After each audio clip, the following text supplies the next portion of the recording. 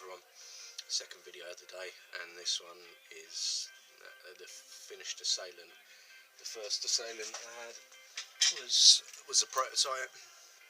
Came out like this, with the sheath. The sheath, you know, it was more of a how can I do it, how will it come out if I do it like that, and you know, retention is good, it comes out well, and I'm pretty happy with it. That was the Assailant prototype, which I'm kind of keeping as a fishing knife. I take it fishing with me and cut up whatever you do when you're fishing. But the first one of any kind of production type thing that I'm going to be doing with them is going to Ryan Howard. He asked me quite a while ago, you know, can I have one when I was at the stage where I was cutting out the profiles, cutting out, you know, design that shape and cut out profile, and he was just like, no, I want one. So he kind of dibsed it first, and I really appreciate that. So onto the knife itself, I'm going to just scoot down with the camera, and as you can see, what is that on your belt, you say? I don't know. It is, there we go, it's on a large tech lock.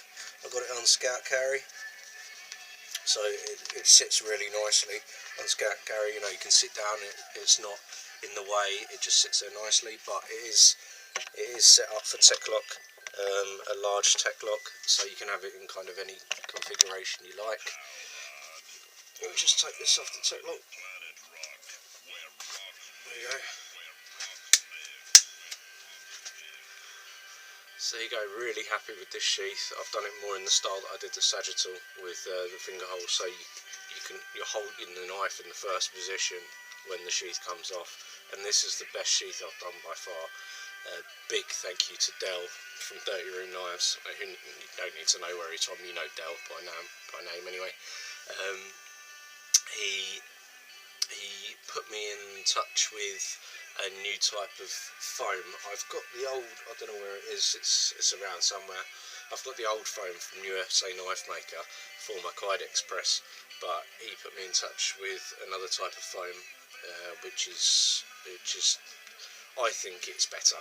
I keep it on top of my toaster oven while I'm heating the Kydex, you know, two faces down, and then I put the two heated faces together, and it just holds a bit of heat and doesn't make the Kydex just, you know, it doesn't suck the heat out the Kydex straight away and just lets it form a little bit better.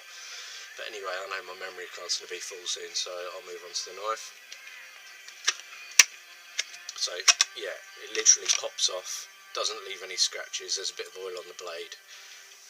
It's got a 600 grit satin finish, horizontal satin finish, so I've had to sand all those grind lines out and then go horizontal with them. It's got my acid etch logo.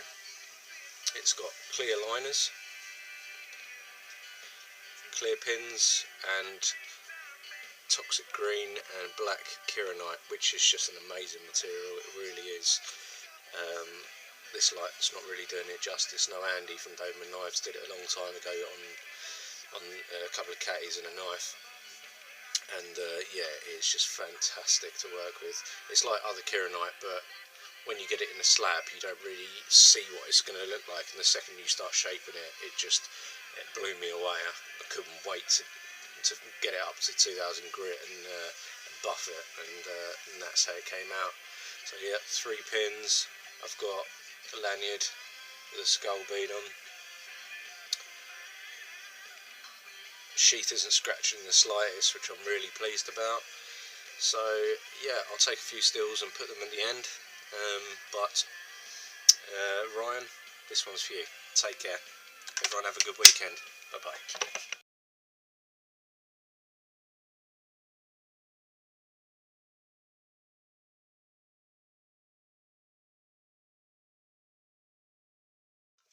Just before I go, real thin catalogue paper.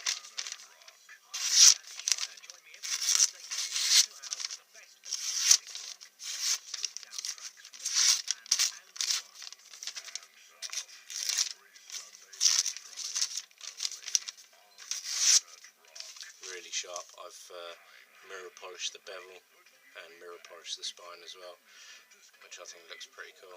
So yeah, it's real good performer. As you can see, teeth to the cut whatsoever. Cool. Take care.